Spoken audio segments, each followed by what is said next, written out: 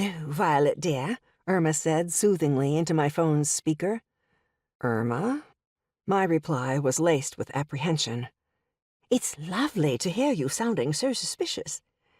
"That's because you're a perpetual paranoia machine, Irma." She laughed in response. It was her real laugh, I could tell. As a sophisticated, old-moneyed island grande dame, she had a bunch of different laughs in her arsenal, depending on what social situation she found herself in. We'd been acquaintances for a few years, but the past few months under her roof had given me a close-up view of many of her quirks. "What are you doing, dear?" "Researching next-gen photovoltaics." "For work?" "For fun, mostly." There was a pause. "That does sound very interesting, but I wonder, have you gotten any fresh air recently?"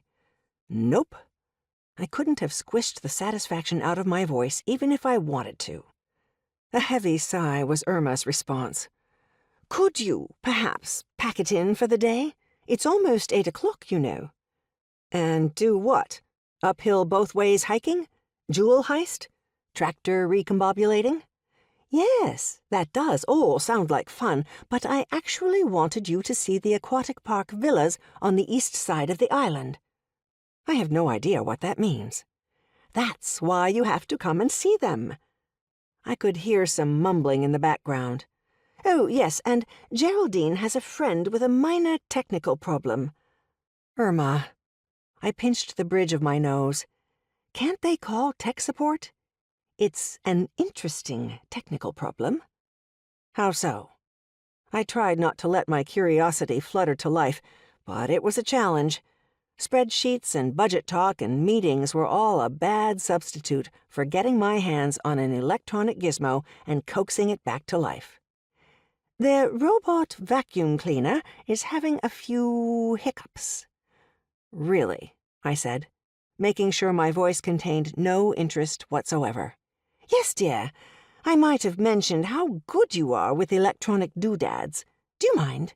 Geraldine's friend wants to host us for dinner, and her son will be cooking for us." "Really?" I looked at the manual I was reading, then at the sun, still shining outside. Then thought about what Geraldine's son might whip up. From what I'd heard, he was a personal chef who roamed the region bringing deliciousness to everyone. I wasn't exactly a foodie, at least not when I had to cook, but I definitely enjoyed it when others whipped up something delicious and stuffed it in my mouth. "Of course, I would never pressure you, dear, but you did decide to extend your stay on the island so you could do new and interesting things, and a lagoon full of high-tech aquatic villas certainly seems interesting."